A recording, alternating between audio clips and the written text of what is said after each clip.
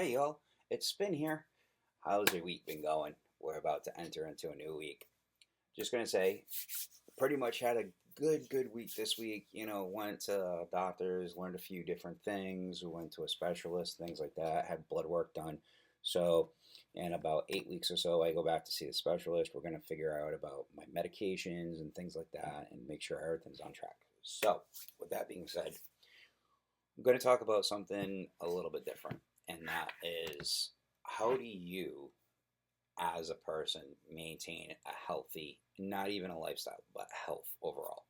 So, something big happened, and not to me, but a good friend of mine, her name is Rachel Lynch. She's in the entertainment industry as well. She's a full time DJ.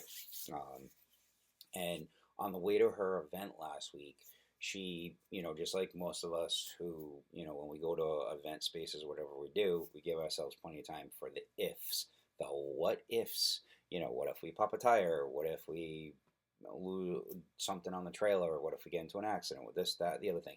And you never want to think about any of that, but it does happen.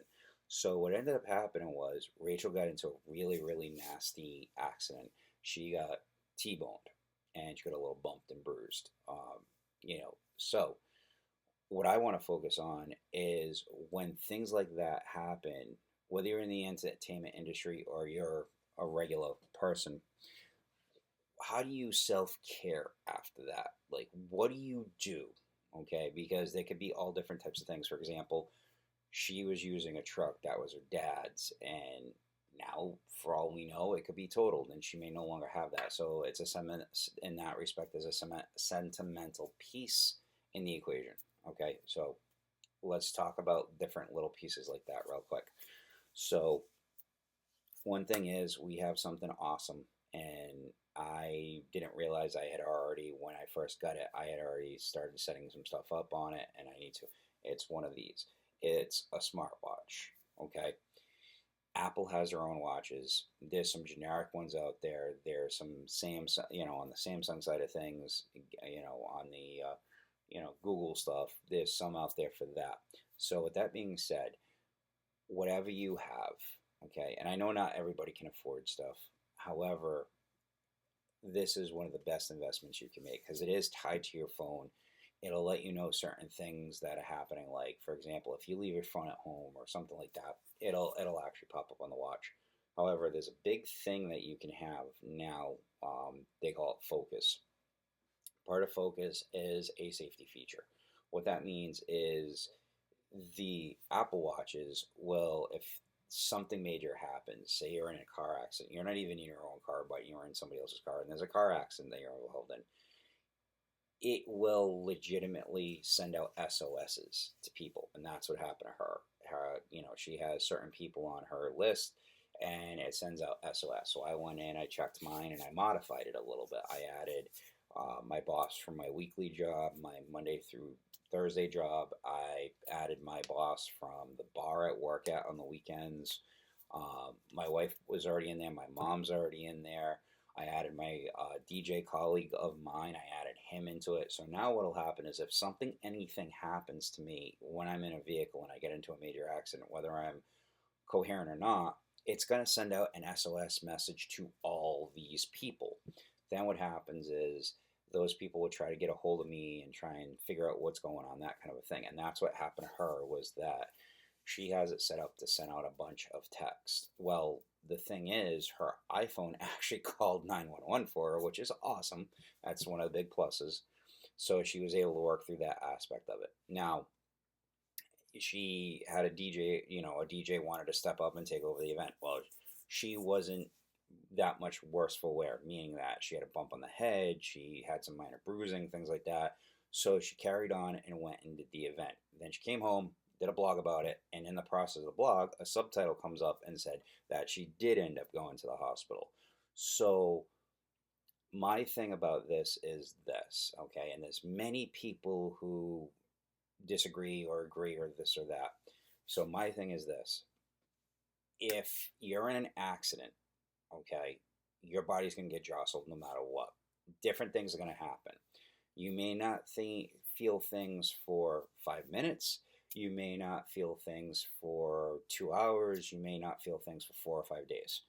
So my thing is this: if you're not in a rollover and you're in a what I call a minor accident, so like what she had, sure, she was T-boned and her truck went all over the road, and she ended up hitting a telephone pole, and it prevented her truck from rolling over. So now for me, yes, that is a catastrophic thing, and she definitely needed to get checked out, and she should have waited till she got home to do it. However, my opinion is this: if you're able to walk, you don't have any major injuries.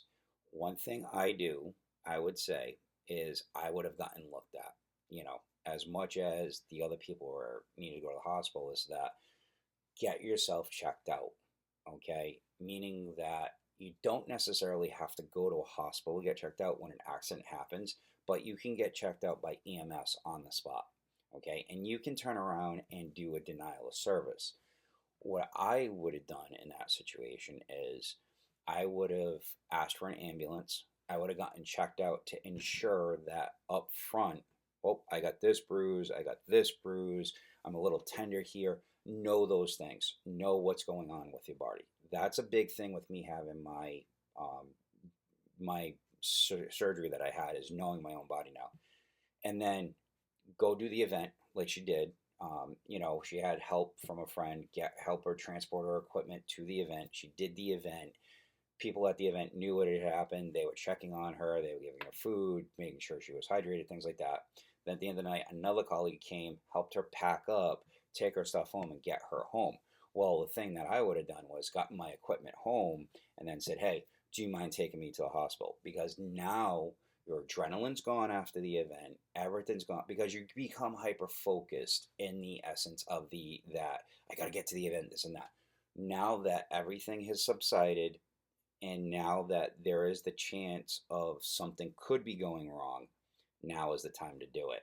There's times where we, as a human, specifically men, we have a tendency to take anything that's going wrong and internalize it, analyze it, and come up with our own solution. Well, that's not always a good thing. I've always said to myself, if something feels off, you need to go get it checked. And every time I've done that in my entire life, sure enough, something's gone wrong. There was one time I went camping. My throat wasn't feeling good. It was scratchy. It was hard to swallow. I decided to have a snack, so I had some pineapple. It was hurting going down. I looked at my wife. Actually, I was talking with her cousin, and I said, I think I'm going to go to the ER and get checked out. And I told my wife, because I was leaving anyway, because I had to go to work the next day. So I was leaving to go home to go to bed. I said, I'm going to go to the ER and I'm going to go get checked out. She goes, something better be wrong. And I said, I know something's wrong. What it is, I don't know. Well, sure enough, I get checked out, and what do I have? I have strep throat. So you have to listen to your body. If you don't, you can't maintain a healthy lifestyle generically. And then those other things that we want to add in, walking, riding a bike, swimming, weightlifting, whatever it may be, without those other things in place, nothing else works.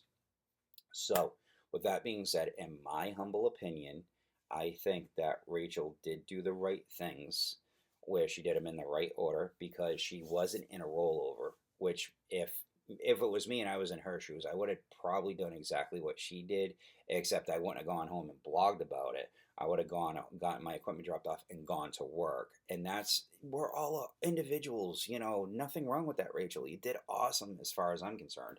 And your event went off great too, as well. Um, the other thing is, if the truck would have rolled over and I was there on scene and I was the person who showed up to help her, I would have put my foot down. And I would have said, no, you're going in an ambulance. You're going to the hospital to get checked out. I will take care of the event, or have somebody go take care of it on your behalf. Your client will understand. If they're that upset, then that event doesn't need to take place. It's that simple. So with that being said, I am employing anyone who watches this video that take care of yourself. Use your little thing here we call an iPhone. If you have an Apple Watch, if you have anything like that, get your stuff taken care of. I have a note in there that says all my medications, everything I take, it's all in there. The thing I got to do is I got to ask my primary, hey, what's my blood type? I need to know. I keep forgetting to ask. That's a big thing I need to know. So, with that being said, everybody take care of yourself. You know, I pray everybody's healthy, having a good start to the new year.